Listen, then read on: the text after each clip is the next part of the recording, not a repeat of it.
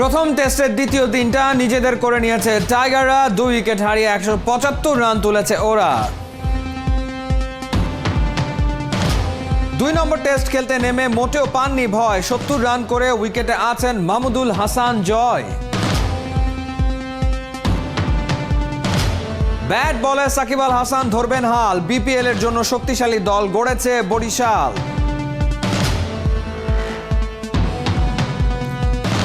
Cricket বোর্ডে নতুন দায়িত্ব পাওয়া পরিচালকরা ব্যতিক্রমী ভূমিকায় কাজে পেশাদারিত্ব বাড়াতে চায়। চট্টগ্রাম আবাহনীকে 2-1 গোলে হারিয়ে ফেড কাপের সেমিফাইনালে মোহামেডান সাইফ নিশ্চিত করেছে শেষ 4 স্থান।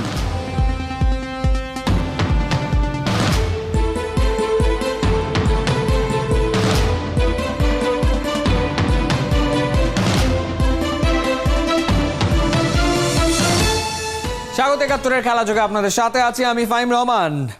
মাউন্ট মাঙ্গানুয়ে ম্যাচের দ্বিতীয় দিনটা নিজেদের পক্ষে ধরে রেখেছে টাইগাররা। দিনের শুরুতে স্পিনারদের দাপটে কিউইদের 328 রানে বেঁধে ফেলার পর ব্যাটসম্যানরাও ধরে রেখেছে মোমেন্টাম। 2 উইকেটে 175 রান তোলা বাংলাদেশ দ্বিতীয় দিন শেষে 153 রানে পিছিয়ে উইকেটে 70 রানে অপরাজিত আছেন ওপেনার মাহমুদুল হাসান জয়। খালিদ জামিলের ম্যাচ রিপোর্ট। ব্যাট হাতে বাংলাদেশের সামনে নতুনের কেতন ওড়ানোর চ্যালেঞ্জ। ন্যাশনাল টিমের নয়া রিক্রুট মাহমুদুল হাসান জয়কে ওপেনিং পার্টনার হিসেবে ভালোই সঙ্গ দিচ্ছিলেন সাদমান ইসলাম। ওয়াগনারের বলে লেগ বিফোরের ফাঁদে পড়েছিলেন জয়, তবে আম্পায়ার সাড়া দেননি, কিউইরা নেয়নি রিভিউ।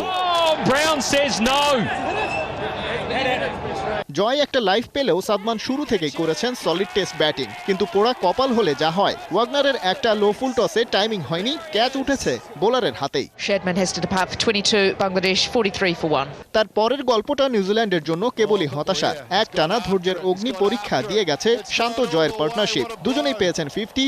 এই জুটির দৈর্ঘ্য ছিল 104 রানের, যেটা নিউজিল্যান্ডের বিপক্ষে দ্বিতীয় উইকেটে বাংলাদেশের সর্বোচ্চ। বাকিদের ওরা পেছনে ফেলেছে অনেকটা। জয় শান্তকে কাবু করতে বডি লাইনে একের পর এক বাউন্সার ছুড়ে গেছেন ওয়াগনার, কিন্তু জয়ের সলিড ডিফেন্সে মুখ থুবড়ে পড়ে সব কারিশমা। উল্টো দিকে শান্ত ছিলেন খানিকটা অশান্ত। 7টা বাউন্ডারির সাথে একটা ওভার বাউন্ডারিও হাঁকিয়েছিলেন, কিন্তু সেই ওয়াগনারই ওকে হতে হয়েছে ধরাশায়ী। সেটআপটা ছিল দারুণ। টানা শর্ট বলের পর হঠাৎ আসা এক ফুল লেন্থ ডেলিভারিতে ওয়াগনার ছুঁড়েছিলেন তার স্টক আউট সুইঙ্গার। তাতেই বাজিমাত। ক্যারিয়ারের দ্বিতীয় 50-র পর শান্ত ফেরেন 64 রানে। এর আগের দিনের প্রথম সেশনটা ছিল বাংলাদেশেরই। স্পিনারদের দাপুটে পারফরমেন্সে 328 রানে গুটিয়ে যায় স্বাগতিকরা। শুরুটা যদিও করেছিলেন শরীফুল, রাচিন রবীন্দ্রকে ফিরিয়েছেন 4 রানে। তারপর মিরাজ আর মুমিনুল মিলে তুলে নিয়েছেন কিউইদের শেষ 4টা উইকেট। গত 10 বছরে এশিয়ান দেশ হিসেবে টেস্টে নিউজিল্যান্ডের মাঠে এক ইনিংসে স্পিনারদের 5 উইকেট নেওয়ার নজির আছে মাত্র 2 বার। প্রতিবারই সেটা করে দেখিয়েছে টাইগাররাই। প্রথম ইনিংসেই বোঝা গেছে কিউইদের টপ অর্ডার যতটা শক্ত, লেজের দিকে ততটা নয়। সেই সুযোগটা পরের ইনিংসে নিশ্চয়ই কাজে লাগাতে চাইবে বোলাররা। খালিদ জামিল, 71। বাংলাদেশ নিউজিল্যান্ড টেস্টের দ্বিতীয় দিনটা লেখা হলো টাইগারদের নামেই। টেস্টের বর্তমান বিশ্ব চ্যাম্পিয়ন নিউজিল্যান্ডের পেসারদের মাটিতে নামিয়ে এনেছেন জয় আর নাজমুল শান্ত। ম্যাচ শেষে মেহেদী মিরাজ আর শান্ত জানিয়েছেন এই টেস্ট নিয়ে আসার কথা। এরকম কোনো প্ল্যান ছিল না। আমাদের প্ল্যানই ছিল যে একটা বল, একটা ওভার, একটা ঘন্টা আমরা কিভাবে পার করবো, আর যেরকম বল দেখবো ওরকমই খেলবো, কোনো জোরাজোরি করে কোনো কিছু করতে যাবো না। সো এরকমই আমাদের প্ল্যান ছিল। আলহামদুলিল্লাহ জয় খুবই ভালো ব্যাটিং করছে, বাট আমি যদি শেষ করে আসতে পারতাম তাহলে আমাদের দিনটা হয়তো বা আরও বেটার হতো। জয় এবং শান্ত যে পার্টনারশিপটা করেছে খুবই ভালো করেছে আলহামদুলিল্লাহ। প্রায় 100 রানের উপরে পার্টনারশিপ করেছে। ওইটা আমাদের টিমের জন্য খুব ইম্পর্টেন্ট ছিল, কারণ দেখেন বেশ কিছুদিন ধরেই কিন্তু আমাদের উপর থেকে কোনো পার্টনারশিপ হচ্ছিল না, বাট এই পার্টনারশিপটা আমাদের খুব কনফিডেন্ট দিবে আমাদের টিমের। বিদেশের মাটিতে টেস্ট ক্রিকেটে সম্ভবত বাংলাদেশের সেরা দিন, যার নায়ক মাহমুদুল হাসান জয়। যুব বিশ্বকাপ জেতা এই তরুণের ব্যাটিংয়ে আগামীর ভরসা হওয়ার বার্তাটা পরিষ্কার। 4.5 ঘন্টা ব্যাট করে দিন শেষ করেছেন 70 রানে অপরাজিত থেকে। পরম কাঙ্ক্ষিত টেস্ট সেঞ্চুরির হাতছানি জয়ের সামনে। সাইফুল রূপকের রিপোর্ট। উইলোর এই ছাপগুলোই সব গল্প বলে দেয়। ব্যাটের সুইট পার্ট ফ্রেশ, উপরের অংশ বলের রঙে লালচে, যার অর্থ দাঁড়ায় শর্ট বলে চ্যালেঞ্জে জয়ের মাউন্ট মঙ্গানুই জয়। আজ অব্দি নিউজিল্যান্ডে টাইগারদের জিত নাই। নতুন বছরে উইলোবাজিতে ঠিকই মন জয় মাহমুদুল হাসানের। অথচ ঘরের মাঠে আগের সিরিজেই আফ্রিদির শর্ট অফ লেন্থে ছেড়ে দে মা কেঁদে বাঁচি অবস্থায় ছিলেন সাইফ হাসান। একই ভঙ্গিতে ভেঙে পড়েছেন দুবার। শর্ট বলে সাইফ বেশ নড়বড়ে। তরুণ জয় প্রমাণ দিলেন ব্যাকফুট ডিফেন্স কিংবা বল ছেড়ে দেয় কতটা ঝানু। ধৈর্য, সাহস আর স্কিলের খেলায় লেটার মার্কস ডানহাতির। কিউই ডেরায় বাংলার ওপেনারদের মধ্যে সবচেয়ে বেশি বল ফেস করার রেকর্ড। ওয়াগন হুইল বলছে মিড উইকেট, স্কোয়ার আর ফাইন লেগের রানে ভরপুর। লেগ সাইডে ফ্লিক শটে বেশ সাবলীল জয়। অথচ 7-4-এর মধ্যে একটিও আসেনি কাভার কিংবা অফ সাইডে। স্লিপ কর্ডনে থার্ড ম্যানে এজ হয়েছেন একাধিকবার। অফ স্টাম্পের বাহিরের বল জয়ের মাইনাস পয়েন্ট। বল ছাড়া কিংবা ড্রাইভ করা নিয়ে দ্বিধাদ্বন্দ্বে থাকেন। অফ কিংবা স্ট্রেট ড্রাইভের বলও খেলতে গিয়ে শরীর আর ব্যাট সুইং চলে যাচ্ছে লেগ সাইডে, যা প্রতিপক্ষের জন্য হতে পারে বড় সুযোগ। আধুনিক ক্রিকেটে ব্যাটারদের দুর্বলতা খুঁজে মেলা সহজই বটে, মনে করেন ওয়ানডে অধিনায়ক তামিম ইকবাল। ইন্টারন্যাশনাল ক্রিকেটে প্রথম 7-8-10 ইনিংস খেলাটা খুব সহজ এই কারণেই কেউ আপনাকে চিনে না, আপনাকে নিয়ে অত কথাবার্তাও হয় না, মিটিংয়ে অত আলোচনা হয় না। 7-8 ইনিংসের পর যখন আপনি ভালো খেলা শুরু করবেন তখন কিন্তু আপনাকে নিয়ে ওরা আলোচনা করবে, ওদের অ্যানালিস্ট আপনার উইক পয়েন্ট, স্ট্রং পয়েন্টগুলো নিয়ে কথাবার্তা বলবে। তো তখন হলো মেইন চ্যালেঞ্জটা শুরু হয় এনি প্লেয়ারের জন্য, not only opener but any ব্যাটসম্যানের জন্য। আগুনের গোলা সামলে টেস্ট মেজাজ দেখানোয় হাততালি মিলছে। একই সাথে দায়িত্ব আর কাজটাও বেড়ে যাচ্ছে। অফসাইডে জয়কে আরও সাবলীল করে তোলাই বড় অ্যাসাইনমেন্ট টাইগারদের ব্যাটিং ওস্তাদ আর টিম অ্যানালিস্টের। সেশন বাই সেশনের খেলা টেস্ট। নতুন সকালে আগের দিনের মেজাজেই দর্শকরা দেখতে চায় জয়কে। প্রথম টেস্ট শতকটা দূরের স্বপ্ন নয়, প্রতিপক্ষ নিউজিল্যান্ড জেতার সবচেয়ে প্রিয়। যুব ওয়ানডেতে কিউইদের বিপক্ষে আছে জোড়া সেঞ্চুরি। সাইফুল রূপক, ৭১। বিপিএল এর অষ্টম আসর মাঠে গড়াবে 21 জানুয়ারি। দল গুছিয়ে নিয়েছে 6 ফ্র্যাঞ্চাইজি। কোন দল কেমন হলো, শিরোপার দাবিদার কারা, কাগজে কলমে কোন দলকেই বা রাখা হচ্ছে ফেভারিটের কাতারে, দলগুলোর শক্তির জায়গা আর দুর্বলতাই বা কোথায়, ধারাবাহিকভাবে বিপিএল এর 6 দলের টিম প্রোফাইল জানাচ্ছে খেলাযোগ পঞ্চম পর্বে। ফরচুন বরিশালের কথা জানাচ্ছেন রহমান পিয়ার।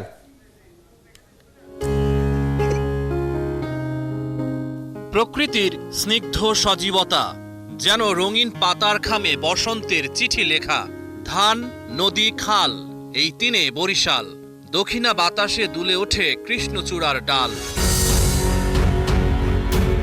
বিপিএলে ফের লড়াই করবে হাজারো মানুষের প্রাণের বরিশাল।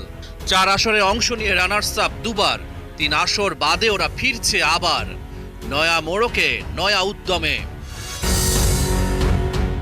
সাকিব আল হাসান বিশ্বসেরা অলরাউন্ডারের কাঁধে চড়েই হতে পারে ফরচুন বরিশালের উত্থান। দলকে পথ দেখাবেন বাংলার মহারাজ, কীর্তন খোলায় বয়ে যাবে উচ্ছ্বাস। ক্রিস গেইল দেখাবেন খেল, ফ্র্যাঞ্চাইজি ক্রিকেটের মহা তারকা। ক্যারিবিয়ানকে নিয়ে বরিশালের উন্মাদনা পূরণ করতে পারবেন তো প্রত্যাশা? গেইল 21 তারিখে আসবে, সেই ক্ষেত্রে যদি 21 তারিখে খেলা পড়ে আমাদের পরের ম্যাচটা আমরা তাকে কনফার্ম করতে পারবো। একটা ম্যাচ মিস হওয়ার সম্ভাবনা আছে। এই দলেই খেলবেন আরেক ম্যাজিশিয়ান, উইকেটে ঘূর্ণির জাল বোনেন মুজিবুর রহমান। বর্তমান সময়ের অন্যতম সেরা স্পিনার এই আফগান। দলটার শক্তি আরো বাড়িয়েছে সোহান, শান্তর মতো লোকাল স্টার। 2 তরুণ নিজেদের করে দেবেন উজাড়। শেষ দিকে ঝড় তোলায় পটু সোহান, শান্ত এই ফরম্যাটে নিজের দক্ষতা প্রমাণ করতে চান। নয়া চ্যালেঞ্জ যুব বিশ্বকাপ জয়ী তারকা তৌহিদ হৃদয়ের জন্য। বাংলাদেশ টি-20 দলের সুযোগ পেতে এখানে পারফর্ম করতে হবে অনন্য। সবাইকে নিয়ে ফেভারিট সাকিবের ফরচুন বরিশাল। রহমান পেয়ার, ৭১। ক্রিকেট বোর্ডে নতুন দায়িত্ব পাওয়া পরিচালকরা ব্যতিক্রমী ভূমিকায়। টুর্নামেন্ট, আম্পায়ার্স আর মিডিয়া অ্যান্ড কমিউনিকেশনস কমিটির 3 চেয়ারম্যান অ্যাকশনে। কাজের ক্ষেত্রে কোনো ছাড় দিতে নারাজ। বিসিএল এর ফাইনালে আম্পায়ারিং পর্যবেক্ষণে মিরপুরে তৎপর ছিলেন নতুন পরিচালক ইফতেখার রহমান মিঠু। আহমেদ সাজ্জাদুল আলম আর তানভীর আহমেদ টিটু বোর্ডের ইমেজ আর সম্মান বাড়াতে চান সামর্থ্যের শতভাগ দিয়ে। রিয়াসাত আজিমের রিপোর্ট। 24 ডিসেম্বর ঘোষিত হয় ক্রিকেট বোর্ডের নতুন কমিটি। আগের মেয়াদে বিভিন্ন ডিপার্টমেন্টের নানা বিতর্ক আর সমালোচনা কমাতে পরের 4 বছরে একাধিক নতুন মুখে আস্থা টপ ম্যানেজমেন্টের। 8 দিনের মাথায় টুর্নামেন্ট, মিডিয়া অ্যান্ড কমিউনিকেশনস আর আলোচিত সমালোচিত আম্পায়ার্স কমিটির নতুন নেতৃত্ব অন অ্যাকশনে। আহমেদ সাজ্জাদুল আলম ববি ক্রিকেট বোর্ডের সাথে সম্পৃক্ততা সেই যৌবনকাল থেকে। সবশেষ 2 মেয়াদে পরিচালকের দায়িত্বে থাকলেও কোনো স্ট্যান্ডিং কমিটির নেতৃত্বে ছিলেন না ববি। এবার পেয়েছেন টুর্নামেন্ট কমিটির ভার, যেই কমিটির নেতৃত্বে যারা ছিলেন সবশেষ 2 মেয়াদে তাদের ভূমিকা ছিল অনেকটা অদৃশ্য। তো আমি কিন্তু গ্যারি সোবার্স না, আমি সুনীল গাভাস্কর না, আমরা হলো মাঠের লোক, কাজ করে আমরা এই ক্রিকেটে রয়েছি অনেক দিন হয়ে গেছে। তো কাজ ছাড়া থাকাটা আসলেই কিন্তু একটু যন্ত্রণাদায়ক। যাই হোক, এখন বোর্ড থেকে সিদ্ধান্ত নিয়েছে, এই দায়িত্ব আমাকে দিয়েছে। আমি এটা যতটুকু সম্ভব আমার সাধ্য, আমার সামর্থ্য এবং আমার এক্সপিরিয়েন্স দিয়ে আমি পরিচালনা করার চেষ্টা করব। আপনি তো স্বাধীনতাটা নিশ্চয়ই চাইবেন যে আপনার কমিটির ডিসিশনসগুলো যেন আপনি প্রপারলি নিতে পারেন। সার্টেনলি এটা কোনো প্রি কন্ডিশন না, but I will seek an assurance from the board যে কমিটি এবং অন্যান্য কাজ যেগুলি আছে সেগুলি যাতে আমাদের বুদ্ধিমত্তা, আমাদের অভিজ্ঞতা থেকে আমরা যাতে চালাতে পারি, সেই অ্যাসিওরেন্সটাই আমি চাব। আমি আরেকদিন তোমাকে ডাকবো না, যাও ডাকবো না যাও। এই ব্যর্থতার দায় আপনার কতটুকু? আপনার কতটুকু হবে? আপনি কি এটার জন্য দায়ী? আম্পায়ার্স ডিপার্টমেন্টকে অকার্যকর কমিটিতে পরিণত করা বিতর্কিত স্বপন চৌধুরী কর্তৃত্ব দিয়ে রেখেছিলেন অ্যাসোসিয়েশনের হাতে। নেতৃত্বে পরিবর্তন এলেও রাতারাতি সব বদলায়নি। তবে মাঠে থেকে বিসিএল ফাইনালের আম্পায়ারিং পর্যবেক্ষণে নিবিষ্ট ছিলেন Iftekhar Rahman Mithu. Media and communications ডিপার্টমেন্টের তৎপরতা ক্রিকেট বোর্ডের ইমেজ যেভাবে নষ্ট হয়েছে তা পুনরুদ্ধারে। আম্পায়ারিং কমিটির দায়িত্ব নেবার পর প্রথমবার আম্পায়ার্স অ্যালোকেশন হলো, এটা কি অ্যাসোসিয়েশন করেছে নাকি আপনার কমিটি? দায়িত্ব নেওয়ার পরে I am trying to find out যে এই কমিটির, যেটার আম্পায়ারিং নিয়ে অনেক প্রশ্ন, আপনাদের অনেক কমপ্লেন বলেন, সো এইগুলির ভিতরে আমি ঢোকার চেষ্টা করছি। ফার্স্ট অফ অল, আমি যদি না জানি প্রবলেমটা কোথায়, আমি প্রবলেমটা ঠিক করতে পারবো না। তো আমি হোমজিক্যালি কোনো ডিসিশন নিতে চাই না। এখন যেটা ফার্স্ট থিং করেছি, আজকে দেখবেন যে একটা সৈকত ইন্টারন্যাশনাল আম্পায়ারের সাথে টুটুল বলে অন্য ছেলেটা আছে, so we are now monitoring. আমি এখন সবাইকে বলে দিয়েছি যে ভাই, তোমাদের সবাই হচ্ছে ফুল সাপোর্ট আছে, কারো কাছে কোনো প্রেশার নাই, প্রেশারটা হচ্ছে আমার কাছে। বাংলাদেশ ক্রিকেট বোর্ডের ইমেজটা অনেকটা হচ্ছে শুধু মাঠের পারফরমেন্সে ভালো খারাপ করলো তার উপর ডিপেন্ড করে। ইমেজ বিল্ডিং নিয়ে আপনার কোনো পরিকল্পনা আছে কিনা? ইমেজ নষ্ট যাতে না হয় সেই জন্য যদি আমরা প্রথম থেকেই কাজ করি, তাহলে তো বিল্ডের অপশনটা কমে যাবে, তখন দরকার হবে না। তো আমরা যদি সবাই যার যার জায়গা থেকে সচেতনভাবে এই জিনিসগুলো একটু ফলো করি, তাহলে কিন্তু আমাদের এই প্রবলেমগুলো আর হবে না, আমি আশা করি। বিসিবি নিয়ে নানা ডিপার্টমেন্টের ব্যর্থতায় সমালোচনা আছে, তবে নতুন মেয়াদে নতুন নেতৃত্বের চেষ্টা দিবালোকের মতোই স্পষ্ট। রিয়াসাদ আজিম, ৭১। শুধু ক্রিকেট নয়, সব খেলাই সমানতালে এগিয়ে যাক, এটাই চাওয়া মাশরাফি বিন মুর্তুজার। আইজিপি কাপ কাবাডির চ্যাম্পিয়ন দলের হাতে ট্রফি তুলে দিয়েছেন জাতীয় ক্রিকেট দলের সাবেক অধিনায়ক। এদিকে চট্টগ্রাম আবাহনীকে 2-1 গোলে হারিয়ে ফেডারেশন কাপের সেমিফাইনালে উঠেছে মোহামেডান স্পোর্টিং ক্লাব। দিনের আরেক কোয়ার্টার ফাইনালে স্বাধীনতা সংঘকে 2-0 গোলে হারিয়েছে সাইব স্পোর্টিং ক্লাব। অর্ণব বাবুর রিপোর্ট। এগিয়ে যাচ্ছে বাংলাদেশ সবকিছুতেই আধুনিকতার ছোঁয়া। পিছিয়ে থাকবে কেন জাতীয় খেলা কাবাডি?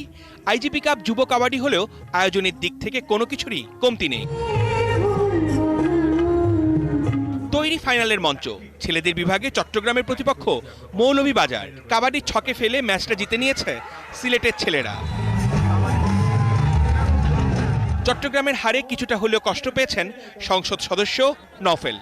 একইভাবে মুখে ব্যাপার না বললেও মেয়েদের বিভাগে নিজ জেলা নড়াইলের হাতে চ্যাম্পিয়ন ট্রফিটা তুলে দেওয়া হলো না আরেক সংসদ সদস্য মাশরাফি। গোটা টুর্নামেন্টে দুর্দান্ত খেলেও ফাইনালে এসে ঝিনাইদহ মেয়েদের কাছে হেরে গেছে 25-19 পয়েন্টের ব্যবধানে। কাবাডির এমন জমকালো আয়োজনে এসে খুশি মাশরাফি। দারুণ একটা এক্সপোজার পেল ছেলে দল এবং মেয়ে দলরা।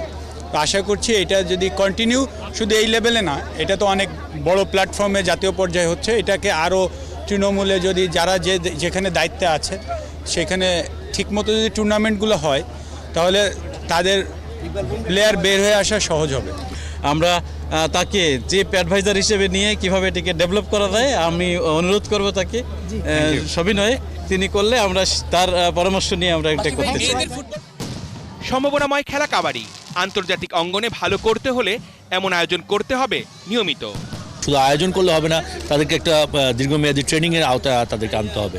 আমরা যদি এটি করতে পারি, আমরা অবশ্যই মনে করি যে আমরা ভারত, পাকিস্তান, অন্যান্য যে দলগুলো আজকে এগিয়ে এসছে তাদেরকে পরাজিত করার সক্ষমতা এখন আমাদের তৈরি হয়েছে। কাবাডি থেকে ফুটবল, ফেডারেশন কাপ ফুটবলের কোয়ার্টার ফাইনালে মোহামেডানের প্রতিপক্ষ চট্টগ্রাম আবাহনী। ফার্স্ট হাফে নিশানার খোঁজ পায়নি কোনো দলই। 65 মিনিটে আরাফাতের গোলে এগিয়ে যায় সাদা কালোরা। 10 মিনিট পরেই মোহামেডানের হয়ে লিড ডাবল করেন ইমন। ম্যাচের শেষ মুহূর্তে চট্টগ্রাম আবাহনী 1 গোল শোধ দিলেও হার এড়াতে পারেনি। ফেডারেশন কাপের কোয়ার্টার ফাইনালে সোমবার 2 ম্যাচ। বিকেল 4:30টায় শেখ রাসেল কেসির প্রতিপক্ষ রহমতগঞ্জ। দিনের আরেক ম্যাচে শেখ জামাল ধানমন্ডির সাথে লড়বে ঢাকা আবাহনী। অর্ণব বাপি, 71।